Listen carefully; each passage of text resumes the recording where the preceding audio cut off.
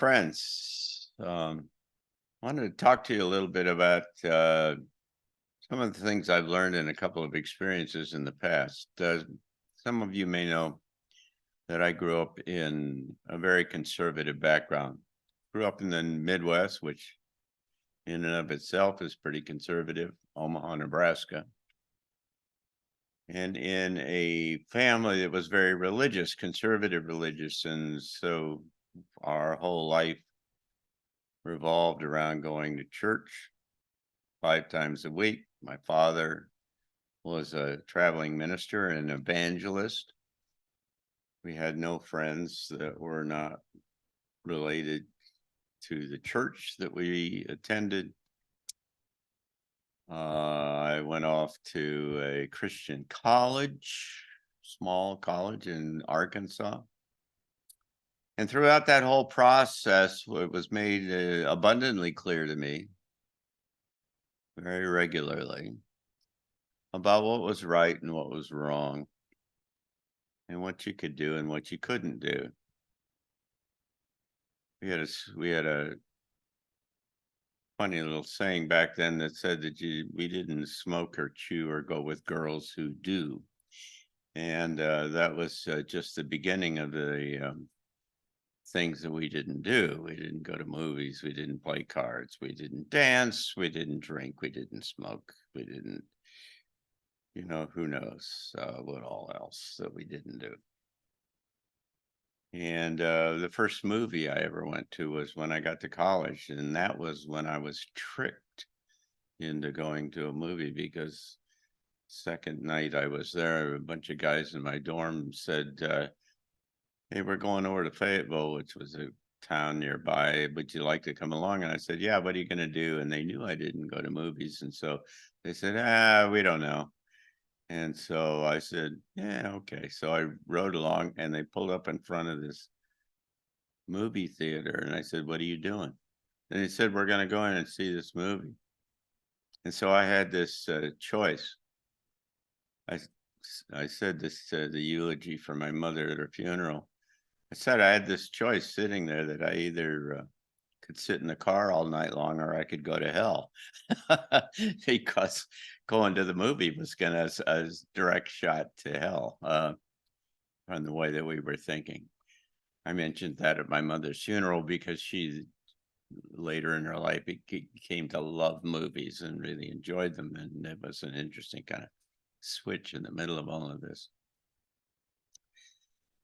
I have all kinds of stories about how I got in the Navy, and the Navy systematically disabused me of some of these ideas that I had: drinking wine, playing cards, dancing, and so on. But nevertheless, there were some underlying kind of principles that were kind of resident in that whole upbringing about, what was right and what was wrong, kind of the underlying ethics. And it wasn't so much these kind of superficial things like smoking, dancing, and drinking and whatever. But it was really about this ethical, kind of an underlying ethical fabric.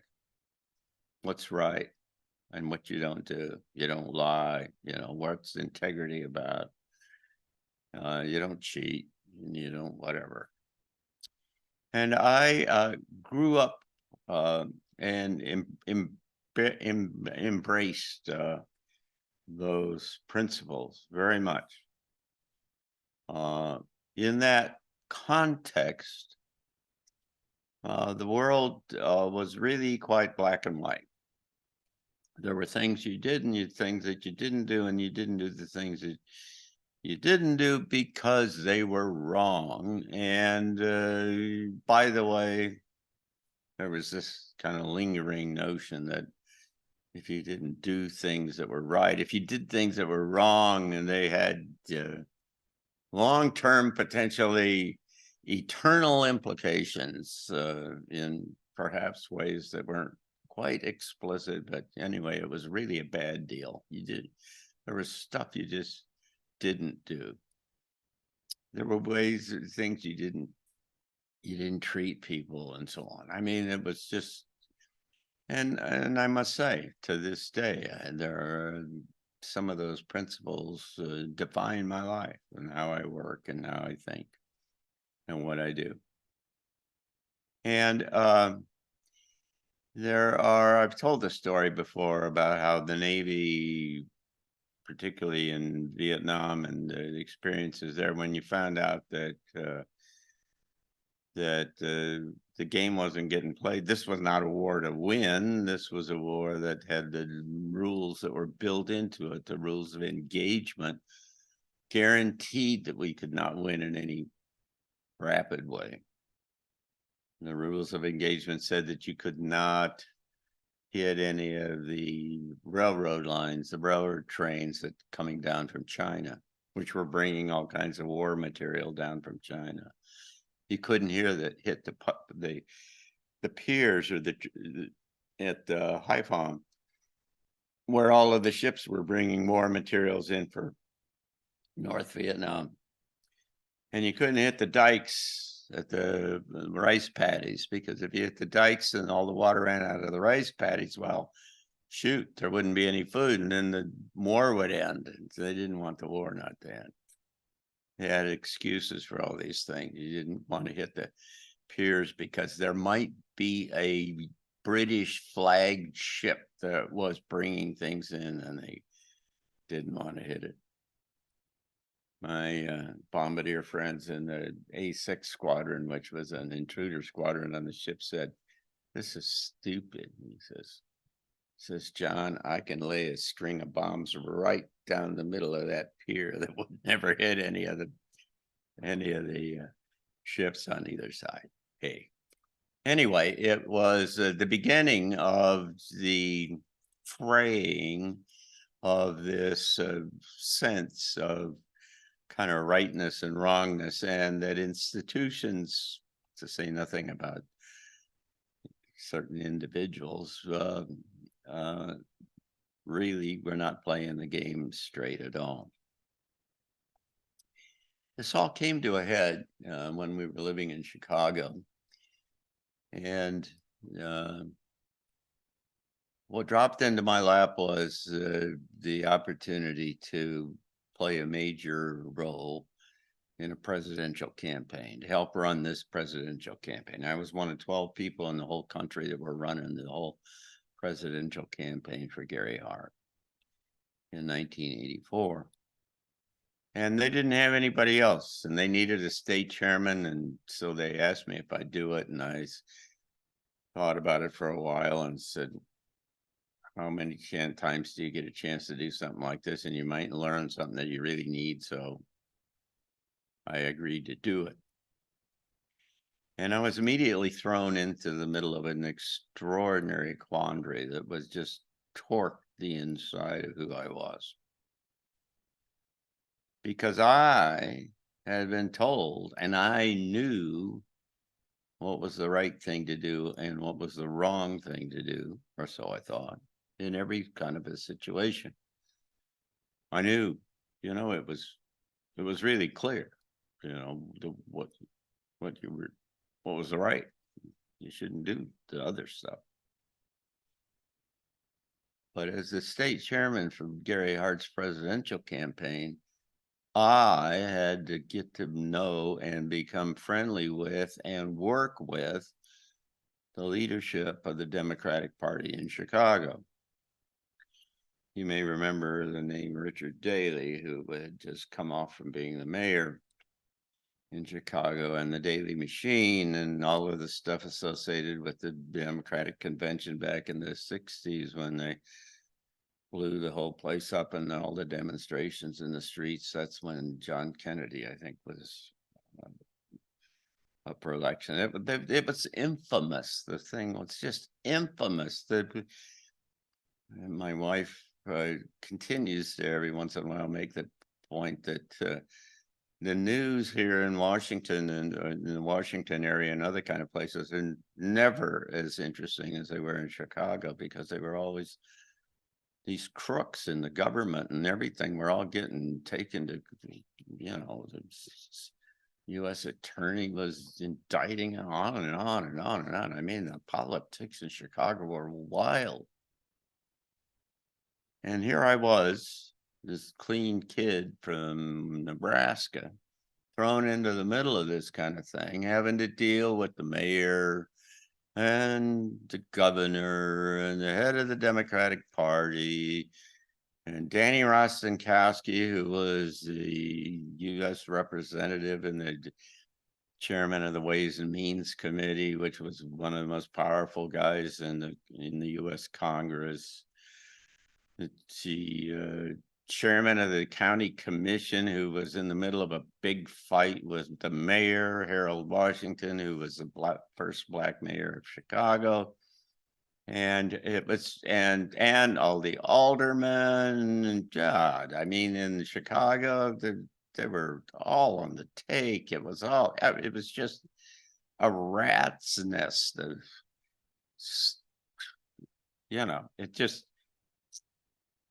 it was kind of amazing, obviously very, very enlightening and educational, but it was rather amazing.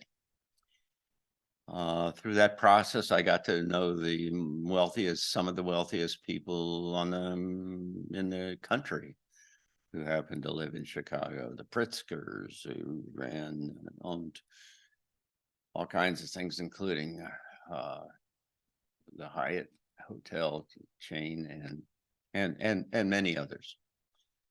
I mean, this was a job that I had to go raise money. I was responsible for raising money from the wealthiest people in town. I had to deal with all of these politicians, and Lord knows their interests were not the same as mine. And I was suddenly and regularly, never-endingly confronted with the fact that there was no right and wrong in the middle of this thing. That this was just a spectrum of grays going to black, that there were every once in a while a spark of light and whiteness in the kind of this color spectrum. But man, you were all the time finding yourself having to make a decision against two things that were not good at all, but you had to make a decision. I mean, that was the whole business of the thing. You had to choose, and that was the only game in town, and were the only rules. There was, that was it. It was very educational to me because it forced me to confront and kind of rationalize, not so much rationalize, but come to grips with the subjectivity of the world in which we live, of the reality in which we live. And the notion that what I had been taught, and they taught me in my church and where I grew up and everything, was absolutely applicable to anywhere and everything, became really, I mean, if I had been keeping the rules correctly, I would never have gotten into that job. I would never have taken that job, because you'd had to work with all of these horrible people who were clearly going to hell, and you didn't want to taint yourself with that kind of stuff, I guess. And so there was this kind of gray reality that you kind of found yourself in, that just made you step back and say, wait a second, there's a practicality about how this world works that is subjective, and that you can maintain your own integrity in the middle of all of this, but the world does not even begin to conform to your rather simplistic ideas about what is right and what is wrong and so on. And by the way, if you start thinking about that a little bit, which I then started thinking about, you start figuring out that these kind of rules about what is right and wrong change depending upon where you are. And I mean, on the south side of Omaha, perhaps they probably had different rules than what we had up on the north side. And certainly in the southern part of the United States, or New England, or Louisiana, for instance, or California or Oregon or someplace. I mean, there's all subjective kind of things to say nothing about the fact that once you get in the Navy and they start hauling you around the world and dropping you off different kind of places, you start looking around and say, wait a second, this one doesn't work like we worked. I mean, they have all different kinds of ideas about, what's right and what's wrong, all these kinds of stuff. Suddenly, you find the whole system really there. It's really hard to make the case that there are very many that there are many things at all that are absolute, and I don't want to digress into the middle of all that, but you all, I'm sure, understand where I'm going with this. Now, the thing that I found in the middle of this, remember, I'm trying to get a president elected. I'm trying to get Gary Hart elected president of the United States, and that's a very admirable thing to do, I felt. This was a man with big ideas and a huge kind of vision about the country. I've never met a politician, I've met a lot of them since then, that ever had the big, grand, strategic vision that Gary Hart had. He stood in my living room one night and told my friends where he thought the United States should be 10 years from now and how it should work and all this kind of stuff. I mean, it's big picture kind of wonderful things that nobody else talked about. So it was really quite important, and it was really admirable, and it would help a whole lot of people if we could get this guy elected, or so I thought at the time. And the way I had to do that is to, get down, not so much in the gutter per se, but I had to play in this space that I wouldn't want to usually play, because there aren't any of those guys that I would consider my friends or want to be my friends, because but that was the nature of the whole thing. And so I sat there and looked at it in terms of what my objective was, and what you needed to do in order to effectively accomplish your objective. It's not like everybody was going to line up and they were all straight arrow blues, choir boys all lined up in a line, and they all wanted to help you, and all they wanted to do is everything that is perfect. And no, it really wasn't like that at all. It was just kind of this mushy fluid kind of thing that kept moving all of the time, and there wasn't anything hard and predictable and guaranteed ethical or whatever about the whole thing. And that basic understanding expanded significantly with me over the years. And it was kind of a variant of something that I heard when I was in college. When I was in my senior year in college, Jesse Jackson was just kind of making a name for himself. And I remember that on some television show or something, news show, Jesse Jackson was quoted as saying, "I don't think all the Chinese are going to hell because some white missionary didn't go over there and talk to them." And I thought about that and said, God, that makes sense. What do you mean? How can these ideas that I have been told, you really kind of be activated in a realistic way in the world that exists around us, because they were telling us all day long that, you had to have some missionary go telling all these people, because they were all going to hell and all this, and and the logistics just didn't work.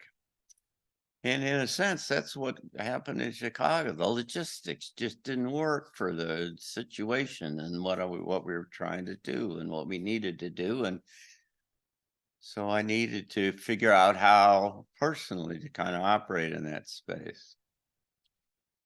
The bigger notion that came out of all of that was that the truth that I needed to provide guidance as I worked through life was not always going to come from the area and from the people that I thought were the good guys, right? I mean, that just goes back to saying that if you thought that the only places you could find out that what you needed to know about dealing with the most important things in life were back at your church, and so you had to go back and talk to your pastor, or you had to talk to the people in your church in order to get guidance about how to deal with a presidential campaign and the ambiguities and the spectrum of kind of issues associated with that. I mean, you're in trouble, because they didn't know anything about that, and they never played in that kind of space. And so there's this kind of tension. There's real tension about how do you gather the info, how do you decide what to do if you don't have this kind of hard kind of framework that they've told you that you're supposed to operate in, and that framework just will not work in the situation that you're in. Now, we all exist writ large in that same situation. We are all walking ourselves into a period of time that is freighted with extraordinary uncertainty and chaos and unpredictability and situations for which we have no precedent and analog. They didn't tell us in church how to deal with the situation when all the press is lying and there's corruption throughout all of the government and on and all the other kind of things that we're finding out about. That they don't, there's just no simplistic kind of way in which you navigate through these kinds of space in any kind of a sophisticated way, let me say. If you've got 5 commandments and that's all you do, and you won't do anything other than those 5 commandments, those 5 commandments are derived from the past. They're direct byproducts of the framework and the context in which you came from, and this is a different place and it's going to operate differently. In a sense, what we need to do is and I've talked about this before, you have to have this permeability that allows these ideas to come in from wherever they are, because you're going into space that you don't understand. And so you can't go backwards looking for answers. You got to really kind of be looking for these emergent kind of notions that are going to be the way that gives you shining some light, illuminate the way forward. And so what that brings me to is this whole idea is that there are all of us, to one extent or another, naturally gravitate to those people and those ideas that resonate with us, right? I mean, it'd be you'd be kind of crazy if you spent all your time with people who thought things that you didn't believe in or something. I mean, there'd be cognitive dissonance in that system, and which would mean that you had other kinds of problems that you probably had needed to get dealt with. We all try to find those places that work for us, or that are friendly in terms of ideas and concepts and people and other such things. And the problem with that is that, if you will, that's a box, that you define your box in terms of those things that you're familiar with, that you resonate with. And you necessarily almost have to define a box, because you can't be open to everything. It's all too big, too much information and other kinds of stuff. So you have to be selective, and you have to try to figure out one way or another to do this. Otherwise, you'd spend all day long doing nothing but watching the news and reading things and everything. And you wouldn't be able to get anything else done, because you would never be able to accumulate enough information to allow you to make a confident decision about, really complex things. And so you've got to, we live in we define these boxes. Some of our boxes are a lot bigger than others, but we all operate inside these boxes. There's a term you may have heard called the Overton window, and the Overton window is this description of the window that is acceptable discussion in social circles among people. And we all know, you may not have known the term, but you know what this means, because there are some things that you dare not go over the edge. It used to be in barbershops. You don't talk about women, you don't talk about politics, and you don't talk about religion. That's the Overton window in a barbershop. You can define, you talk about anything else, but not those three things. And so we all live within that kind of situation. There are some third rail kind of topics that if you touch on them, they blow up in your face, and people, you lose friends and all of that kind of stuff. And so we're all kind of sensitive. We're all sensitive to all of that. And so in that process, what we do is that we partition off the paths of engagement. Where do we get our information? Who do we talk to? And so on. You want to hang around with friends, right? You don't want to be with people who are disruptive and bothersome and want to start fights and all that. You want to get nice people that you can kind of do. It's a natural kind of thing. The problem with that is that we're going into this. The problem with that is that it becomes an echo chamber. That because you resonate with these defined set of ideas that come from certain kinds of sources, that you constantly get reinforced what these ideas are that you already like, and maybe I push you a little bit in some other kind of thing, but so it's kind of like, if you're a conservative, you're a conservative, and you don't go running around over in those other stupid guys, and the other way, and vice versa. Right now, we're sitting in a country that's got extraordinary growing barrier of wall between these two factions in the way people think, and they are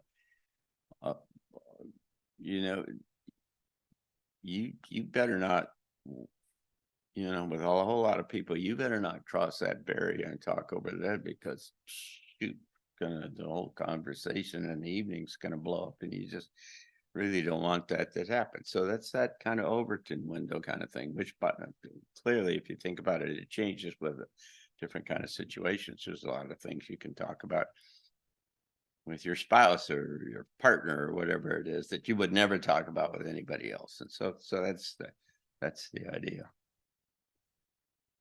There's a point I want to make here, and that is that if you're working your way into an area, a time and an area of great uncertainty, that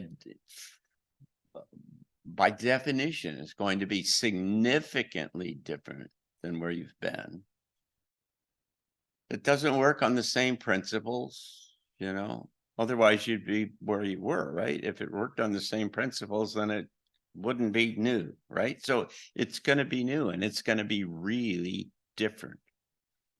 And if you're going to do that, then what you really have to do is have this openness, as I said, this permeability that opens yourself up to ideas that come from lots of different kinds of places. And what you have to do is you can't start off by saying, "Oh, Tucker Carlson, he's a, you know, I don't like him. He doesn't jerk." Or Donald Trump or Joe Biden, or, you know, I don't know. Pick your poison in this thing, because they all got problems. They all got problems in one way or another. Remember, the objective is to see the little bits and pieces that you know, you could kind of ask a question, if you were so inclined in thought in these terms. Do you think God only gives you ideas from the people that you like? Is that the way it works? Does that make sense? Does the universe only just spoon up kind of your solutions from the usual suspects and the places that you would necessarily look? I mean, is it all kind of because of you? I mean, is it all just whatever you like and whatever you think is right or something? Is that the only place where truth comes from? Hmm? You'd have to be kind of foolish to think that. I mean, how could that work for everybody if that was the case? Because you know, it'd only come from the space and from the sources that you knew about, and you'd only know about them because that would happen to be maybe your set of experiences, and maybe you hadn't had one broad enough to, yeah, you know, it's just, nah, that's foolish to think that the best ideas of the universe only come from your narrow kind of understanding of what is right and wrong and the sources that you like. What you've got to do going forward into this thing is understand that the universe feeds the solutions from all kinds of different places. And it's your job, as part of the evolutionary process, it's part of this expanding awareness, to rise to the place where you can find these ideas and capture them, and you don't get caught all up in the drama and the whatever associated with who the messenger was, right? I have friends who would who would almost spit on the ground at the thought of listening to Alex Jones. Or Donald Trump, or, you know, I've had friends of mine, I put a little clip into my newsletter once that had Tucker Carlson interview, and somebody said to me, "If you put any more Tucker Carlson in there, I'll never read your newsletter again." What? And I want to say, did you listen to the interview? Did you hear what the guy said? Whoever it was, I don't know what the situation was. The point is that we all have to be much bigger than where we came from. We have got to have this expanded awareness, this expanded possibility that allows us to capture the ideas, and we don't give our heart to this stuff, and we don't get caught up in all this, the style and the delivery and the messenger kind of thing, if you will. The Donald Trump kind of, people are, God, how do they hate Donald Trump? And why do they hate him? It's all, if you ask him, it's all about style. It's all about who he is and how he talks and what he's done and all this kind of stuff. And, it's the same case across the board. We make these kinds of decisions not based upon the cool little idea that showed up in the middle of a bunch of trash. And you say, "Woo, saw that one. That's cool." Nah, we make these sweeping kinds of things. So the objective here in the middle of all of this going forward is that you kind of, with in a systematic, almost organized way, you poke around and you feel your way around the whole kind of spectrum. You sit there and you don't discount what whoever said just because you don't like whoever. That you sit there and Putin is a wonderful example. We've got a whole government that's dedicated to demonizing Vladimir Putin. They want you all to hate this man. And I'm not going to ask you to raise your hands or anything, but how many of you have ever taken the time to listen to Vladimir Putin's press conferences and to the major speeches that he's given and so on? I have.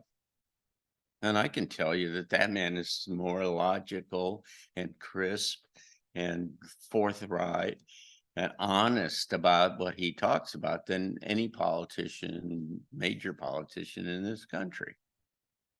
He's amazing in terms of, he's just very clear, and he puts and there's a very effective kind of communicator. But if you start with the assumption that, as they try to say, is that thug Vladimir Putin, well, I don't know.